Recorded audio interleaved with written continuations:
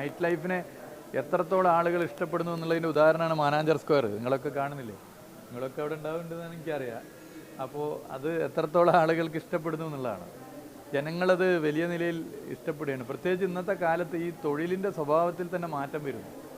പണ്ട് കുടുംബമായിട്ടും സുഹൃത്തുക്കൾക്കായിട്ടും ഒക്കെ നമ്മൾ സമയം ചെലവഴിക്കുക വൈകുന്നേരങ്ങളിലാണ്. ഇന്ന് തൊഴിൽ വളരെ വൈകി കഴിയുന്നു.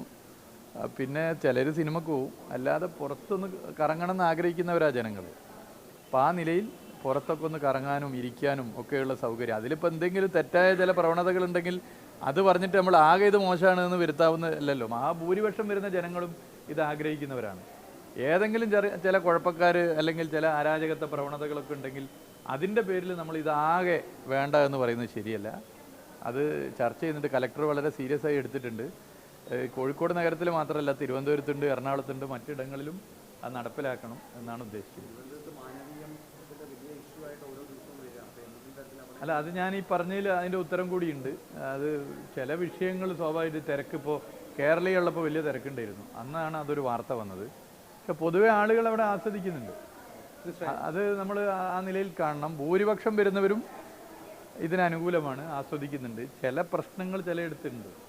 ആ പ്രശ്നം വെച്ച് നമ്മളതാകെ മോശമെന്ന് പറയാൻ പറ്റില്ല. ഇപ്പോൾ മാധ്യമ മേഖലയിൽ തന്നെ ചില തെറ്റായ രീതിയുണ്ട്. അത് വെച്ചിട്ട് നിങ്ങളാകെ മോശമെന്ന് ഉള്ള അഭിപ്രായം ഇല്ലല്ലോ. ഈ ജനാധിപത്യത്തിൻ്റെ ഫോർത്ത് എസ്റ്റേറ്റാണിത്. അപ്പോൾ ആ നിലയിൽ ഇത് നിലനിൽക്കൽ ആവശ്യമാണ്. അതുപോലെ എല്ലാ മേഖലയിലും മൈനോറിറ്റി ഇഷ്യൂസ് ഉണ്ടാവും. ആ ഇഷ്യൂസിൻ്റെ മുകളിൽ നമ്മൾ ഒരു പോസിറ്റീവായ കാര്യത്തെ പിറകോട്ട് അടുപ്പിക്കരുത്. എല്ലാവരും ഒന്നിച്ചുകൊണ്ട് അതിനെ നമുക്ക് കൈകാര്യം ചെയ്യാം. ഈ പോസിറ്റീവായ കാര്യം പറയുമ്പോഴേ, ഈ ന്യൂ ഇയറിൻ്റെ ദിവസം രാത്രി 12 ബീച്ചിൽ നിന്ന് തല്ലി ഒടിക്കുന്ന ഒരു അപ്രഖ്യാപിത നിലപാട് അത് ഒരു ദിവസത്തെ പ്രശ്നമാണ്. അത് മുമ്പ് ചില വിഷയങ്ങൾ ഉണ്ടായിട്ടാണ്.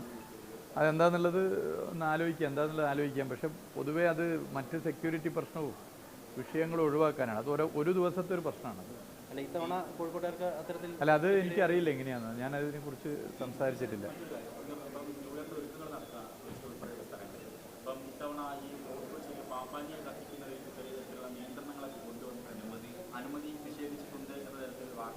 ഞാനിപ്പോൾ എറണാകുളത്തേക്കാണ് പോകുന്നത്. അവിടെ അന്വേഷിച്ചു നോക്കാം എന്തൊക്കെയാണ് അതിൻ്റെ സംഭവം. പൂർണ്ണമായിട്ട് സ്വകാര്യ പങ്കാളിത്തവും ഞങ്ങളൊരു ഫെസിലിറ്റേറ്റർ മാത്രമാണ്.